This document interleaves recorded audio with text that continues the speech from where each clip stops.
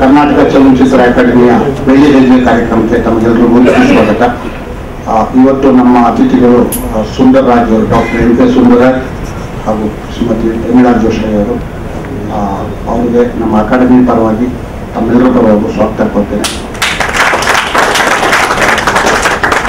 ಇದು ನಮ್ಮ 46ನೇ ಬೆಳ್ಳಿ ಹೆಜ್ಜೆ ಕಾರ್ಯಕ್ರಮ.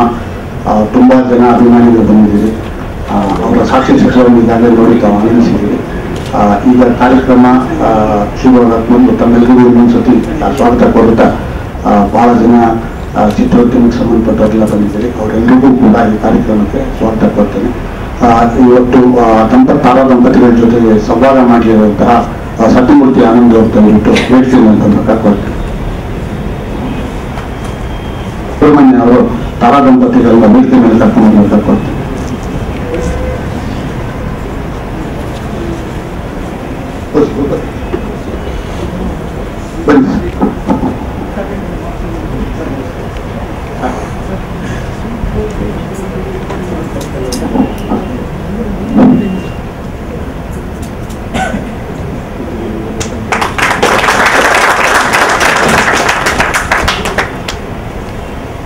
ಪತ್ರಕರ್ತರು ಹಾಗೂ ಲೇಖಕರಾದಂಥ ಸತ್ಯಮೂರ್ತಿ ಆನಂದ್ ಅವರು ತಾರಾ ದಂಪತಿಗಳನ್ನ ಈಗ ಸಂವಾದಕ್ಕೆ ಶುರು ಮಾಡ್ಕೋಬೇಕು ಅವ್ರ ಜೊತೆಗೆ ಅಂತ ಹೇಳಿ ಇವತ್ತು ಹೊಸ ಬೆಳ್ಳಿ ಹೆಜ್ಜೆಯ ಕಾರ್ಯಕ್ರಮದಲ್ಲಿ ಸ್ವಲ್ಪ ವಿಶೇಷವಾದ ಕಾರ್ಯಕ್ರಮ. ಇದುವರೆಗೂ ಒಬ್ಬೊಬ್ಬ ನಟ ಅಥವಾ ಒಬ್ಬೊಬ್ಬ ನಟಿ, ಒಬ್ಬೊಬ್ಬ ಕಲಾವಿದರನ್ನು ಅಥವಾ ತಂತ್ರಜ್ಞರನ್ನ ಈ ವೇದಿಕೆಯಲ್ಲಿ ನಾವು ಸಂವಾದ ಕಾರ್ಯಕ್ರಮದಲ್ಲಿ ಕರ್ಕೊಂಡ್ಬರ್ತಾ ಇದ್ವಿ. ಅದು ಇವತ್ತು ವಿಶೇಷವಾಗಿ ದಂಪತಿಗಳಿಬ್ಬರು, ತಾರಾ ದಂಪತಿಗಳು ನಮ್ಮ ಜೊತೆ ಇದ್ದಾರೆ. ಬಹುಶಃ 70ರ ದಶಕದಲ್ಲಿ ಹೊಸ ಅಲೆಯ ಚಿತ್ರದ ಅನಿವಾರ್ಯ ನಟ ಅಥವಾ ವಿಭಿನ್ನ ನಟ ಅಂತ ಹೆಸರುಗಳಿಸಿದ ಸುಂದರರಾಜ್ ಮತ್ತು ಅದೇ ರೀತಿಯಲ್ಲಿ ಆ ಕಾಲದ ಚಂದ್ರಹಳ್ಳಿ ಚೆಲುವೆ ಅಂತಲೇ ಹೆಸರಾಗಿದ್ದ ಎಮಿಳಾ ಜೋಶಿ ಅವರು ಹರಕೆ ಮತ್ತಿತರ ಚಿತ್ರಗಳ ಮೂಲಕ ಹರಕೆ, ಬೆಂಕಿ, ಸಹದಲ್ಲಿ ಹೀಗೆ ಹಲವಾರು ಚಿತ್ರಗಳ ಮೂಲಕ ಬೆಂಕಿಯಿಂದ ಎಮಿಳಾ ಜೋಶಿ ಅವರು ಇವತ್ತು ನಮ್ಮ ಮುಂದಿದ್ದಾರೆ. ಮೊದಲು ಎಮಿಳಾ ಜೋಶಿ ಅವರಿದ್ದರೆ ಈ ಮಾತುಕತೆ ಶುರು ಮಾಡಲು ಒಳ್ಳೆಯದು ಹೇಳಿರ್ತಕ್ಕಂಥ ಇರುತ್ತೆ. ವೆಂಕಟದೇವನ ಕೋಟೆ ಊರಿನಿಂದ ಬಂದು ಬೆಂಗಳೂರಿನ ನೆಲೆಸಿ ಬಾಲ ಕಲಾವಿದೆಯಾಗಿ ನಂತರ ಚಿಕ್ಕಪುತ್ರ ಪಾತ್ರಗಳನ್ನು ನಡೆಸಿ ಆಮೇಲೆ ರಂಗಭೂಮಿ ಬಂದು ಆಮೇಲೆ ಮತ್ತೆ ನಟಿಯಾಗಿ ಹೀಗೆ ಹಲವು ವಿಭಿನ್ನ ಹಂತಗಳನ್ನು ಏರಿದ ಎಮಿಳಾ ಜೋಶಿ ಅವರು ತಮ್ಮ ಬಾಲ್ಯದ ದಿನಗಳನ್ನು ಸ್ವಲ್ಪ ಸಂಕ್ಷಿಪ್ತವಾಗಿ ಮೆಲುಕು ಹಾಕಿಕೊಂಡ್ರೆ ಆನಂತರ ಸುಂದರರಾಜ್ ಅವರನ್ನ ಮಾತಾಡಿಸೋಣ.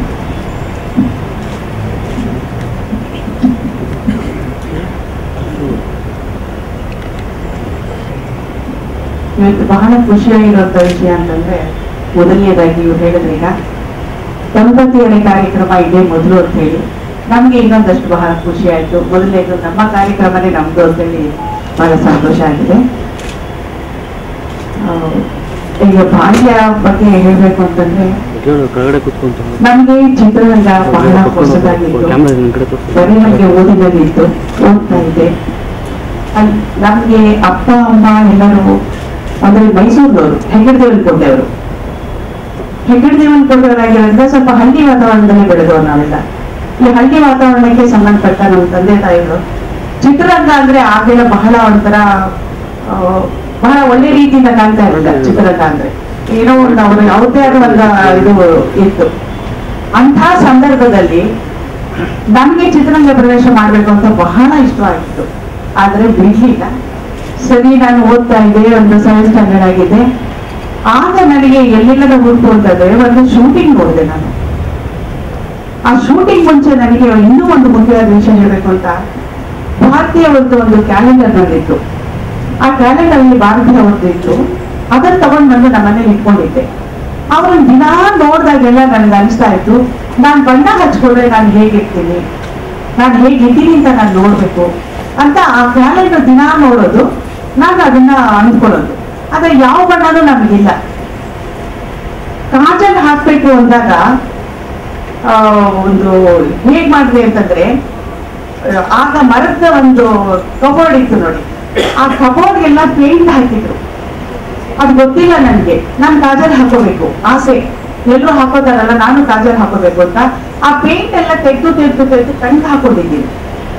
ಬಹಳ ದಿನ ನಾನು ಉಪಯೋಗಿಸಿದೆ, ನನಗೆ ಗೊತ್ತಿಲ್ಲ ಅದು ಪೇಂಟ್ ಹಾಕಿದ್ರೆ ಈ ತರ ಆಗುತ್ತೆ ಅಂತ.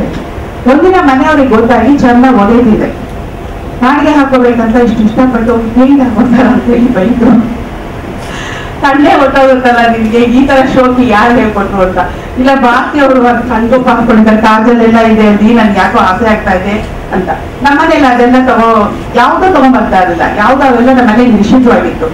ಅಂತ ಒಂದು ವಾತಾವರಣದಲ್ಲಿ ನನಗೆ ಸಿನಿಮಾಗೆ ಬರ್ಬೇಕು ಅಂತಂದ್ರೆ ಹೇಗ್ ಬಿಡ್ತಾರೆ. ಆದರೂ ನನ್ನದೇ ಆದ ಒಂದು ಸ್ವಭಾವ, ಹಠ ಸ್ವಭಾವ. ನಾನು ಏನೇ ಮಾಡಿದ್ರು ಮಾಡ್ಲೇಬೇಕು ಅಂತ ಒಂದು ಹಠ. ಈ ಹಠದಲ್ಲಿ ನಾನು ಬಹಳ ಹಠದಲ್ಲಿ ಅವರನ್ನೆಲ್ಲ ಬಹಳ ಬುದ್ಧಿವಂತಿಕೆಯಿಂದ ಅವರನ್ನ ಒಪ್ಪುವಂತೆ ಮಾಡಿ ನಾನು ಚಿತ್ರರಂಗ ಸಹಧರ್ಮಿ ಅನ್ನೋ ಚಿತ್ರದಲ್ಲಿ ಈಗಾಗಲೇ ನಿಮ್ಗೆ ಹೇಳಿದ್ದೀನಿ ಅನ್ಸುತ್ತೆ, ನೋಡಿರ್ಬೋದು. ಚಿತ್ರರಂಗ ಬಂದೆ ಸಹಧರ್ಮಿಣಿ ಅಂತ. ಆ ಸಹಧರ್ಮಿಣಿ ಬರ್ಬೇಕಾದ್ರೆ ಒಂದು ನಾಟಕದಲ್ಲಿ ಅಭಿನಯಿಸಿದೆ. ಆ ನಾಟಕ ಬಂದು ಸಕಾರ ಮೈನಸ್ ಅಂತ ಹೇಳಿ ಮರಾಠಿಗೆ, ಆ ಪ್ಲೇಯಲ್ಲಿ ನಾನು ಪಾಠ ಮಾಡಿದೆ. ಅದು ತುಂಬಾ ಚೆನ್ನಾಗಾಯ್ತು. ನನಗೆ ಅದು ನಾಟಕ ಅಂದ್ರೆ ಏನೂ ಗೊತ್ತಿಲ್ಲ, ಸ್ಟೇಜ್ ಅಂದ್ರೆ ಗೊತ್ತಿಲ್ಲ. ಅಂತ ಒಂದು ಸಂದರ್ಭದಲ್ಲಿ ತುಂಬಾ ಬಲವಂತವಾಗಿ ಅವರೆಲ್ಲರೂ ಡೈರೆಕ್ಟರ್ ಸ್ಮೂರ್ತಿಯಿಂದ ನಿರ್ಣಯಿಸಿದ್ರು. ಅವರು ಬಂದು ತುಂಬಾ ಬಲವಂತ ಮಾಡಿ ನನಗೆ ಅದನ್ನ ಪಾಠ ಮಾಡ್ಲೇಬೇಕಂದ್ರು. ನನ್ಗೆ ಏನಾದ್ರು ಏನು ಗೊತ್ತಿಲ್ಲ, ನಾನು ಓದ್ತಾ ಇದ್ದೀನಿ, ಬೇಡ ಅಂತ ಹೇಳಿದ್ರು ಬಲವಂತದಿಂದ ಅವ್ರು ನನಗೆ ಆ ಪಾಠ ಮಾಡ್ಲೇಬೇಕಂತ ಇದು ಮಾಡಿದ್ರು. ನಾವು ಹಿಂದ್ಗಡೆ ನಿಂತಿದ್ವಿ, ನಾವು ಡೈಲಾಗ್ ಹೇಳ್ಕೊಡ್ತಾ ಇರ್ತೀವಿ, ಸುಮ್ಮನೆ ಮಾತಾಡ್ತಾ ಇರಿ ಅಂದ್ರು. ಇವನಿಗೆ ಈ ತರ ಹೇಳ್ತಾರೆ, ನಾವು ಸುಮ್ಮನೆ ಮಾತಾಡೋದು ಏನ್ ಮಾತಾಡೋದು, ಏನ್ ಆಕ್ಟ್ ಎಲ್ಲ ಮಾಡ್ಬೇಕಲ್ಲ, ಏನು ಮಾಡ್ಬೇಡಿ, ನಾನ್ ಡೈಲಾಗ್ ಹೇಳ್ತಾ ಇರ್ತೀನಿ ಹಿನ್ನೆಲೆಯಿಂದ ನೀವು ಮಾತಾಡಿ. ಅದು ಇಷ್ಟೊಂದು ಧೈರ್ಯ ಕೊಡ್ತಾರಲ್ಲ, ಅದು ನೋಡೇ ಬಿಡೋಣ ಅನ್ನೋ ಹಠ ಇತ್ತಲ್ಲ, ಅದು ನನಗೆ ಅನ್ನೋ ಹಾಗೆ ಮಾಡಿತು. ಮತ್ತೆ ಅದರಲ್ಲೇ ಹಾಕಿ ನಾನು ಆ ನಾಟಕದಲ್ಲಿ ಮಾತ್ರ ಮಾಡಿದೆ. ಆ ನಾಟಕ ಆದ ನಂತರನೇ ಪ್ರೇಕ್ಷಕರೆಲ್ಲ ಈಗ ಬಂದು ತುಂಬಾ ಹೊಗಳಿದ್ರು ನನ್ನ. ನಾನು ಬಹಳ ಖುಷಿಯಾಗಿ, ನನಗೆ ಯಾಕೆ ಹೇಳ್ತೀರಾ, ಒಳ್ಳೆ ಸ್ವರ್ಗನೇ ಸೇರಿದಷ್ಟು ಖುಷಿಯಾಗೋಯ್ತು ನನಗೆ. ಆ ರೀತಿ ಒಂದು ಖುಷಿ ಪಟ್ಟೆ.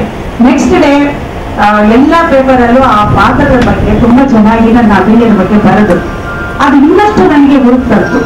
ಆ ಹುರುಪೇ ನನಗೆ ಚಿತ್ರರಂಗ ಪ್ರವೇಶ ಆಗ್ತಾ ಹೇಳಬಹುದು. ನಂತರ ಅವರು ಸಹಧರ್ಮಿಯಲ್ಲಿ ನನಗೆ ಪಾತ್ರ ಡೈರೆಕ್ಟರ್ ಕೆ ನಾಗೇಶ್ ಅಂತೇಳಿ, ಸತ್ಯನಾರಾಯಣ ಅಂತೇಳಿ, ನಮ್ಮ ಇವರು ಸೌಂದರ್ಯ ಇದ್ದಾರೆ ನೋಡಿ, ಹೀರೋಯಿನ್ ಸೌಂದರ್ಯ ಅವರ ತಂದೆ ಅವರು ಡೈರೆಕ್ಟರ್ ಆಗಿದ್ರು. ಆಗ ಅವ್ರು ನಾಟಕ ನೋಡಿ ನನಗೆ ಆ ಪಾತ್ರ ಕೊಟ್ಟರು, ಅವಕಾಶ ಮಾಡಿಕೊಟ್ರು. ಅದ್ರಲ್ಲಿ ಪಾಠ ಮಾಡಿದೆ. ಅದಾದ ನಂತರ ನಂದೆಲ್ಲ ಉಲ್ಟಾ ಪಲ್ಟಾ ಅಂತಾನೆ ಹೇಳ್ಬೋದು. ಅಲ್ಲಿ ಮಗಳ ಪಾತ್ರ ಮಾಡಿದೆ, ಇನ್ನೊಂದು ಯಾವುದೋ ತಂಗಿ ಪಾತ್ರ ಮಾಡಿದೆ, ಮತ್ತೆ ಹಾಸ್ಯ ನಟಿ ಪಾತ್ರ ಮಾಡಿದೆ ನರಸಿಂಹರಾಜ್ ಹೊತ್ತದಲ್ಲಿ. ಹೀಗಾಗಿ ಮಧ್ಯಾಂತರದಲ್ಲಿ ನಿಂತು ಹೋದ್ರು ಶೂಟಿಂಗ್ ಅನ್ನೋದು, ಯಾಕೆಂದ್ರೆ ಹೋಗ್ತಾ ಇದ್ದಲ್ಲ, ಹಾಗಾಗಿ ಬಿಟ್ಟಿದೆ. ಬಿಟ್ಟ ನಂತರ ಮತ್ತೆ ನಾನು ಮಾಡಿದ್ದು ಹರಕೆ ಅನ್ನೋ ಚಿತ್ರದ ಮುಖ್ಯ. ಸೊ ನನ್ನ ಬಾರಿ ಅಲ್ಲಿಂದ ಶುರುವಾಗಿ ಹರಕೆ ಅನ್ನೋ ಚಿತ್ರದ ಬಂದು ನಾಯಕಿಯಾಗಿ ಅಭಿನಯಿಸಿದೆ. ಪ್ರಮೀಳಾ ಅವರು ಒಂದು ಮಾತಾಡೋದು, ತುಂಬಾ ಸಂಪ್ರದಾಯಸ್ಥ ಮನೆಯಿಂದ ಬಂದಿತ್ತು ಅಂತ. ಅಂದ್ರೆ ಅನಿವಾರ್ಯವಾಗಿ ಕೆಲವು ಚಿತ್ರಗಳನ್ನು ಕೊಡಬೇಕಾಯ್ತು, ಅಥವಾ ಅನಿವಾರ್ಯವಾಗಿ ಅಭಿನಯಕ್ಕೂ ನಾವು ಒಪ್ಕೊಳ್ಬೇಕಾಯ್ತು. ಆದರೆ ಎಷ್ಟೋ ಸರಿ ರಾತ್ರಿ ಲೇಟ್ ಆಗಿ ತುಂಬಾ ತಡವಾಗಿ ಚಿತ್ರೀಕರಣ ಮುಗಿಸಿ ಮನೆಗೆ ಬಂದಾಗ ತಂದೆಯವ್ರ ಕೈ ಹೇಳ್ತಿದ್ದು ಇದೆ ಅಂತ ಒಂದೇ ಸಲ ಹೇಳ್ಕೊಂಡಿದ್ದವರು. ಅಂದ್ರೆ ಅಷ್ಟು ಕಚ್ಚಾ ಸಂಪ್ರದಾಯದ ಮನೆಯಿಂದ ಬಂದವರು. ಈಗ ನಮ್ಮ ಸುಂದರರಾಜ್ ಅವ್ರನ್ನ ಮಾತಾಡ್ತೀನಿ.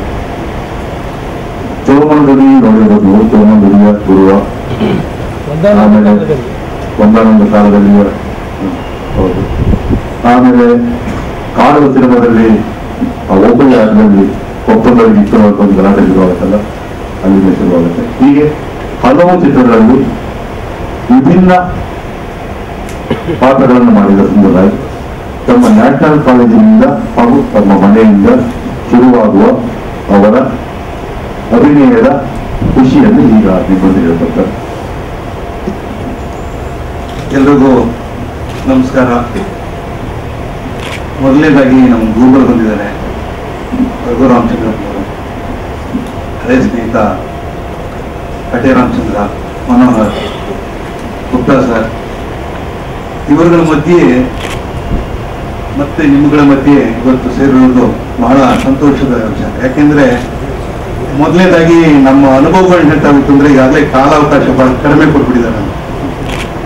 ಅದರಿಂದ ನಾವು ಇವಾಗ ಶುರು ಮಾಡಿದ್ರೆ ಇನ್ನೊಂದು ಅಟ್ಲೀಸ್ಟ್, ಯಾಕಂದ್ರೆ 40 ವರ್ಷದ ಅನುಭವವನ್ನ 4 ನಿಮಿಷದಲ್ಲಿ ಹೇಳಕ್ಕಾಗಲ್ಲ, ಹೇಳೋದು ಸರಿಯಾಗಿರಲ್ಲ.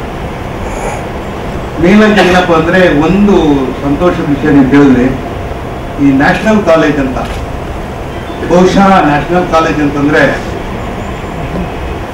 ಒಂದು ರೀತಿ ನನಗೆ ಮತ್ತೆ ನನ್ನ ಬಾಲ್ಯದ ನೆನಪು, ಮತ್ತೆ ನನ್ನ ನಾಟಕಗಳ ಆಡಿದ ನೆನಪು. ಯಾಕೆಂದ್ರೆ ಬರೀ ನ್ಯಾಷನಲ್ ಕಾಲೇಜ್ ಅಂದ್ರೆ ಬರೀ ನ್ಯಾಷನಲ್ ಕಾಲೇಜ್ ಅಷ್ಟೇ ಅಲ್ಲ, ಅಲ್ಲಿ ಇಡೀ ನನ್ನ ವ್ಯಕ್ತಿತ್ವನೇ ರೂಪಗೊಳಿಸ್ತು. ಆ ಒಂದು ವಾತಾವರಣ, ಅಲ್ಲಿ ಆ ಶಾಲೆ, ಆ ಹೈಸ್ಕೂಲು, ಆ ಕಾಲೇಜು, ಮತ್ತೆ ನನ್ನ ಗುರುಗಳಾದಂಥ ಡಾಕ್ಟರ್ ಎಚ್ ನರಸಿಂಹಣ್ಣವರು, GR ಕಾಂತರಾಜ್ ಅವರು, PR ಶ್ರೀಕಂಠಯ್ಯ, ಮತ್ತೆ ಎನ್ ಆನಂದ್ ಅವರು ಇದ್ದಾರೆ, ಇನ್ನೂ ಇದ್ದಾರೆ, ನನ್ನ ಕೊನೆ ಕ್ಲಾಸ್ ಟೀಚರ್ ಇನ್ನೂ ಇದ್ದಾರೆ ಅವರು. ಸೊ ಹೀಗೆ ನಮ್ಮ ಒಂದು ನೆನಪಿನ ಒಂದು ಪುಸ್ತಕದ ಒಂದು ಪುಟಗಳು ಹಿಂಗೆ ಕರ್ಕೊಂಡು ಹೋಗುತ್ತೆ. ಒಂದು ವಿಚಾರ ಏನಪ್ಪ ಅಂತಂದ್ರೆ, ಎಲ್ಲವೂ ಅನಿವಾರ್ಯ ನನ್ನ ಜೀವನದಲ್ಲಿ, ಎಲ್ಲವೂ ಅನಿವಾರ್ಯ. ಯಾವುದು ಬಯಸಿ ಬಂದ ಭಾಗ್ಯ ಅಲ್ಲ, ಯಾವುದೋ ಬಯಸದೆ, ನಾನು ಯಾವುದನ್ನು ಬಯಸಿಲ್ಲ, ಅದು ಹಾಗಾಗಿ ಬಂತು. ಸೊ ಇಲ್ಲಿ ಏನಪ್ಪ ಅಂದ್ರೆ ಓದಿನಲ್ಲಿ ಹಿಂಗಾಗ್ಬಿಟ್ಟಿದೆ. ಯಾಕೆಂದ್ರೆ ನನಗೆ ಬಹುಶಃ ಅಪ್ ಟು 7th ಸ್ಟ್ಯಾಂಡರ್ಡ್ ವರೆಗೂ ಚೆನ್ನಾಗಿ ಹೋಗ್ತಾ ಇತ್ತು. ಅಲ್ಲಿಂದ ಆಚೆಗೆ 8th ಇಂದ 10th ಬರ್ಬೇಕಾದ್ರೆ ಸ್ವಲ್ಪ ಆ ಕಡೆಗೆ ಈ ಕಡೆ ಡೈವರ್ಷನ್ಸ್ ಶುರುವಾಗೋಗ್ಬಿಟ್ಟು. ಡೈವರ್ಷನ್ಸ್ ಅಂತಂದ್ರೆ ಅದು NCC ಆಗಿರ್ಬೋದು, ಅಥವಾ ನಾಟಕ ಆಗಿರ್ಬೋದು, ಹಾಡಾಗಿರ್ಬೋದು, ಅಥವಾ ಸಿನಿಮಾ ನೋಡೋದು ಕೀಳಾಗಿರ್ಬೋದು. ಹೀಗಾಗ್ಬಿಟ್ಟು ಕ್ಲಾಸಿಗೆ ಚಕ್ಕರು, ಸಿನಿಮಾ ಥಿಯೇಟರ್ಗೆ ಹಾಜರು. ಮನೆಯಲ್ಲಿ ಏನಾದ್ರು ಸಾಮಾನು ತಗೊಂಬ, ಅದು ಇದು ಅಂದ್ರೆ ಅದನ್ನೆಲ್ಲ ಕಡಿವಾಣ ಕಟ್ಟಿ ಅದೊಂದಷ್ಟು ಉಳಿಸ್ಕೊಂಡೋಗಿ ಪಿಕ್ಚರ್ ನೋಡೋದು. ಆ ಪಿಕ್ಚರ್ ನೋಡೋದು ಅನ್ನೋದು ಬಹಳ ಖುಷಿ ಕೊಡುವಂತ ಸಂಖ್ಯೆ ಆಗ್ಬಿಟ್ಟಿತ್ತು ನನಗೆ. ಅಲ್ಲಿಂದ ಮತ್ತೆ ಏನಪ್ಪಾ ಅಂದ್ರೆ ಹೈಸ್ಕೂಲ್ ಕಾಲೇಜ್ ಅಲ್ಲ, ಮಿಡ್ಲ್ ಸ್ಕೂಲ್, ಇದು ಹೈಸ್ಕೂಲ್ ಅಲ್ಲೇ ಆಪ್ಷನ್ಸ್ ಏನು, ನೀವು ಡ್ರಾಮ್ಟಿಕ್ಸ್ ತಗೋತೀರಾ ಇಲ್ಲ ಟೈಲರಿಂಗ್ ತಗೋತೀರಾ ಅಂತ. ಅದು ನಮ್ಗೆ ನಾನು ಅನ್ಕೊಂಡೆ ಟೈಲರಿಂಗ್ ತಗೊಂಡ್ಬಿಟ್ರೆ ನಬ್ಬಟ್ಟೆ ನಾವೇ ಹೊಂದ್ಕೊಂಡ್ಬಿಡ್ಬೋದು, ಯಾರು ಗಂಟೆಗೆ ಹೋಗ್ಬಿಡ್ಬೇಡ ಅಂತ. ಆಮೇಲೆ ಏನು ಕೇಳಿದ್ರೆ ಟೈಲರಿಂಗ್ ಏನೇ ಬೇಕಾಗತ್ತೆ, ಅವು ಕತ್ರಿ ಬೇಕು, ಸೂಜಿ ಬೇಕು, ಆಮೇಲೆ ಇದು ಬೇಕು, ಅದು ಬೇಕು ಅಂತಿದ್ರು. ಎಷ್ಟಾಗತ್ತೆ ಅಂತ, 20 ರೂಪಾಯಿ ಆಗತ್ತೆ ಅಂತ. ಮನೆಗೆ ಹೋಗಿ ನಾವು ಅಪ್ಪನ ಕೇಳಿದೆ, ಅಪ್ಪ 20 ರೂಪಾಯಿ ಬರಪ್ಪ ಅಂತ. ಯಾಕೆ ಅಂತಿದ್ರು, ಅದೇ ಟೈಲರಿಂಗ್ ಕ್ಲಾಸ್ ಸೇರ್ಕೊಂಡು ಅಂತಿದ್ದೀನಿ ಅಂದ್ರೆ ನಮ್ಮ ಹೇಳ್ಕೊಡ್ತಾರೆ, ಅದಕ್ಕೆ 20 ರೂಪಾಯಿ ಅಂತೆ. 20 ರೂಪಾಯಿ ಅಂತ ಬೇರೆ ಅಂದ್ರು. ಡ್ರಾಮೆಟಿಕ್ಸ್ ಅಂತ ಇದೆಯಂತೆ, ಅದಕ್ಕೆ ಅದೇನು ಬೇಡ ಅಂತ ಅದಕ್ಕೆ ಹೋಗ್ಬೋದು. ಏನು ಬೇಡ ಅಂತ ಹೇಳಿದ ಕೋರ್ಸ್ ಇವತ್ತು ನನಗೆ ಎಲ್ಲವನ್ನೂ ಕೊಟ್ಟು, ಯಾವತ್ತು ನಾವು ಅವಾಗ ಬಯಸಿ ಆಸೆ ಪಟ್ಟು ಹೋಗ್ತೀವೋ ಅದೇನು ಸಿಗೋದಿಲ್ಲ. ಆದ್ರೆ ಇಲ್ಲಿ ನನಗೆ ಸಿಕ್ಕಿದ್ದು ನನ್ನ ಡಾಕ್ಟರ್ ಎಚ್ ನರಸಿಂಹಣ್ಣವರಾಗಿರ್ಬೋದು, ಅಥವಾ ನನಗೋಸ್ಕರ ನಾಟಕಗಳನ್ನ ಬರೆದು ಆರಿಸಿದಂತ GR ಕಾಂತರಾಜ್ ಅವರಾಗಿರ್ಬೋದು. ಅವರು ಲಂಕೇಶ್ವರ ಒಂದು ಅಭಿಮಾನಿಗಳಾಗಿದ್ರು. ಅವಾಗ ಈ ಹೊಸ ಅಲೆಯ ಒಂದು ನಾಟಕಗಳು, ಮತ್ತೆ ಅದೊಂದು ಸಾಂಸ್ಕೃತಿಕ ಕ್ಷೇತ್ರದಲ್ಲಿ ಬಹಳ ಒಂದು ಬದಲಾವಣೆ ತಂದಂತ ಒಂದು ವರ್ಷ. ಅದಂದ್ರೆ 60ರ ಕೊನೆಯ ಅಂದ್ರೆ 70ರ ಬಿಗಿನಿಂಗು. ಬಹಳಷ್ಟು ನಾಟಕಗಳಲ್ಲಿ, ಸಾಹಿತ್ಯದಲ್ಲಿ, ಎಲ್ಲದರಲ್ಲೂ ಒಂದು ಬದಲಾವಣೆ ತಂದಂತ ವರ್ಷದಲ್ಲಿ ನಾನು ಅಲ್ಲಿ ಬಂದಿದ್ದು ನನಗೆ ಅದು ಕೂಡ ಒಂದು ಅನಿವಾರ್ಯವಾಗಿ ಕೊಟ್ಟ ವರ ಅಂತ ಹೇಳ್ತೀನಿ. ಯಾಕೆಂದ್ರೆ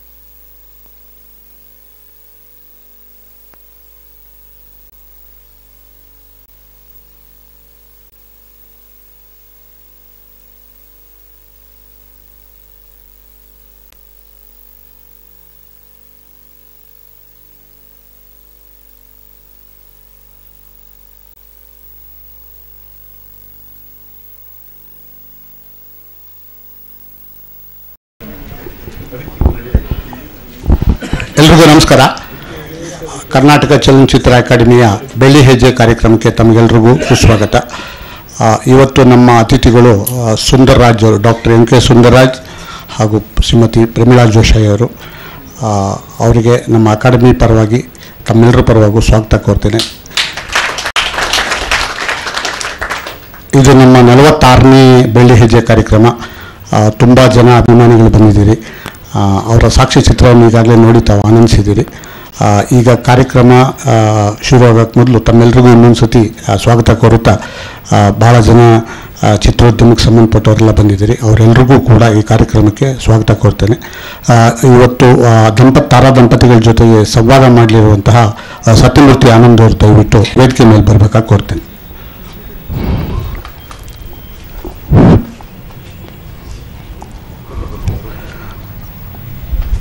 ದಯವಿಟ್ಟು ಸುಬ್ರಹ್ಮಣ್ಯ ಅವರು ತಾರಾ ದಂಪತಿಗಳನ್ನು ವೇದಿಕೆ ಮೇಲೆ ಕರ್ಕೊಂಡ್ಬರ್ಬೇಕಾಗಿ ಕೋರ್ತೇನೆ.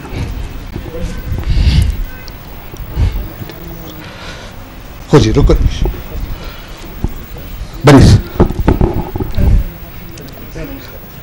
ಸರ್.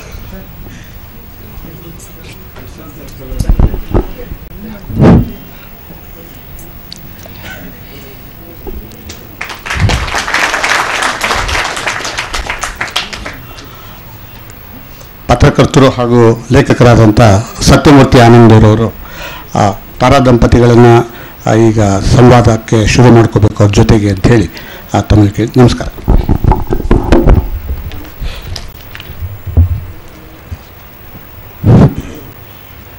ಎಲ್ರಿಗೂ ನಮಸ್ಕಾರ. ಇವತ್ತು ಬಹುಶಃ ಬೆಳ್ಳಿ ಹೆಜ್ಜೆಯ ಕಾರ್ಯಕ್ರಮದಲ್ಲಿ ಸ್ವಲ್ಪ ವಿಶೇಷವಾದ ಕಾರ್ಯಕ್ರಮ. ಇದುವರೆಗೂ ಒಬ್ಬೊಬ್ಬ ನಟ ಅಥವಾ ಒಬ್ಬೊಬ್ಬ ನಟಿ, ಒಬ್ಬೊಬ್ಬ ಕಲಾವಿದರನ್ನು ಅಥವಾ ತಂತ್ರಜ್ಞರನ್ನು ಈ ವೇದಿಕೆಯಲ್ಲಿ ನಾವು ಸಂವಾದ ಕಾರ್ಯಕ್ರಮದಲ್ಲಿ ಕರ್ಕೊಬರ್ತಾ ಇದ್ವಿ. ಆದರೆ ಇವತ್ತು ವಿಶೇಷವಾಗಿ ದಂಪತಿಗಳಿಬ್ಬರು, ತಾರಾ ದಂಪತಿಗಳು ನಮ್ಮ ಜೊತೆ ಇದ್ದಾರೆ. ಬಹುಶಃ 70ರ ದಶಕದಲ್ಲಿ ಹೊಸ ಅಲೆಯ ಚಿತ್ರದ ಅನಿವಾರ್ಯ ನಟ ಅಥವಾ ವಿಭಿನ್ನ ನಟ ಅಂತ ಹೆಸರು ಗಳಿಸಿದ ಸುಂದರ್ರಾಜ್, ಮತ್ತು ಅದೇ ರೀತಿಯಲ್ಲಿ ಆ ಕಾಲದ ಚಂದ್ರಳ್ಳಿ ಚೆಲುವೆ ಅಂತಲೇ ಹೆಸರಾಗಿದ್ದ ಪ್ರಮೀಳಾ ಜೋಶಿ ಅವರು ಹರಕೆ ಮತ್ತಿತರ ಚಿತ್ರಗಳ ಮೂಲಕ, ಹರಕೆ, ಬೆಂಕಿ, ಸಹಧರ್ಮಿಣಿ, ಹೀಗೆ ಹಲವಾರು ಚಿತ್ರಗಳ ಮೂಲಕ ಬೆಳಕಿಗೆ ಬಂದ ಪ್ರಮೀಳಾ ಜೋಶಿ ಅವರು ಇವತ್ತು ನಮ್ಮೊಂದಿಗಿದ್ದಾರೆ. ಮೊದಲು ಪ್ರಮೀಳಾ ಜೋಶಿ ಅವರಿಂದಲೇ ಈ ಮಾತುಕತೆ ಶುರು ಮಾಡೋದು ಒಳ್ಳೆಯದಂತ ಲೇಡೀಸ್ ಫಸ್ಟ್ ಅಂತ ಹೇಳ್ಬಿಟ್ಟು, ಹೆಗ್ಗಡದೇವರ ಕೋಟೆ ಊರಿಂದ ಬಂದು ಬೆಂಗಳೂರಿನಲ್ಲಿ ನೆಲೆಸಿ ಬಾಲ ಕಲಾವಿದೆಯಾಗಿ, ನಂತರ ಚಿಕ್ಕ ಪುತ್ರ ಪಾತ್ರಗಳನ್ನು ನಟಿಸಿ, ಆಮೇಲೆ ರಂಗಭೂಮಿಗೆ ಬಂದು, ಆಮೇಲೆ ಮತ್ತೆ ನಟಿಯಾಗಿ, ಹೀಗೆ ಹಲವು ವಿಭಿನ್ನ ಹಂತಗಳನ್ನು ಪಡೆದ, ಹಂತಗಳನ್ನು ಏರಿದ ಪ್ರಮೀಳಾ ಜೋಶಿ ಅವರು ತಮ್ಮ ಬಾಲ್ಯದ ದಿನಗಳನ್ನು ಸ್ವಲ್ಪ ಸಂಕ್ಷಿಪ್ತವಾಗಿ ಮೆಲುಕು ಹಾಕಿಕೊಂಡ್ರೆ ಆನಂತರ ಸುಂದರ್ರಾಜ್ ಅವರನ್ನು ಮಾತಾಡಿಸೋಣ.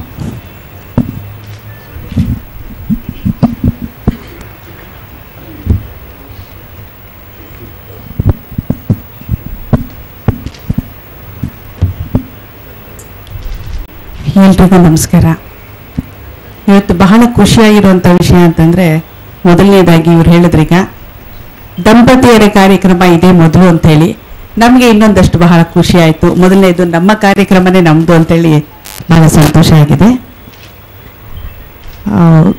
ಈಗ ಬಾಲ್ಯ ಬಗ್ಗೆ ಹೇಳಬೇಕು ಅಂತಂದರೆ, ನಮಗೆ ಚಿತ್ರರಂಗ ಬಹಳ ಹೊಸದಾಗಿತ್ತು. ಬರೀ ನಮಗೆ ಓದಿನಲ್ಲಿತ್ತು, ಓದ್ತಾ ಇದ್ದೆ. ಅಲ್ಲಿ ನಮಗೆ ಅಪ್ಪ ಅಮ್ಮ ಎಲ್ಲರೂ ಅಂದರೆ ಮೈಸೂರಿನವರು, ಹೆಗ್ಗಡದೇವನ ಕೋಟೆಯವರು. ಹೆಗ್ಗಡದೇವನ ಕೋಟೆಯವರಾಗಿರೋದ್ರಿಂದ ಸ್ವಲ್ಪ ಹಳ್ಳಿ ವಾತಾವರಣದಲ್ಲಿ ಬೆಳೆದವರು ನಾವೆಲ್ಲ. ಈ ಹಳ್ಳಿ ವಾತಾವರಣಕ್ಕೆ ಸಂಬಂಧಪಟ್ಟ ನಮ್ಮ ತಂದೆ ತಾಯಿಗಳು ಚಿತ್ರರಂಗ ಅಂದರೆ ಆಗೆಲ್ಲ ಬಹಳ ಒಂಥರ ಬಹಳ ಒಳ್ಳೆ ರೀತಿಯಿಂದ ಕಾಣ್ತಾ ಇರಲಿಲ್ಲ. ಚಿತ್ರರಂಗ ಅಂದರೆ ಏನೋ ಒಂದು ಅವ್ರದ್ದೇ ಆದ ಒಂದು ಇದು ಇತ್ತು. ಅಂಥ ಸಂದರ್ಭದಲ್ಲಿ ನನಗೆ ಚಿತ್ರರಂಗ ಪ್ರವೇಶ ಮಾಡಬೇಕು ಅಂತ ಬಹಳ ಇಷ್ಟವಾಗಿತ್ತು. ಆದರೆ ಬಿಡಲಿಲ್ಲ. ಸರಿ ನಾನು ಓದ್ತಾ ಇದ್ದೆ, ಒಂದು 7th ಸ್ಟ್ಯಾಂಡರ್ಡ್ ಆಗಿದ್ದೆ. ಆಗ ನನಗೆ ಎಲ್ಲಿಲ್ಲದ ಹುರುಪು ಅಂತಂದ್ರೆ ಒಂದು ಶೂಟಿಂಗ್ ನೋಡಿದೆ ನಾನು. ಆ ಶೂಟಿಂಗ್ ಮುಂಚೆ ನನಗೆ ಇನ್ನೂ ಒಂದು ಮುಖ್ಯವಾದ ವಿಷಯ ಹೇಳಬೇಕು ಅಂತ, ಭಾರತೀಯ ಅವ್ರದ್ದು ಒಂದು ಕ್ಯಾಲೆಂಡರ್ ಬಂದಿತ್ತು.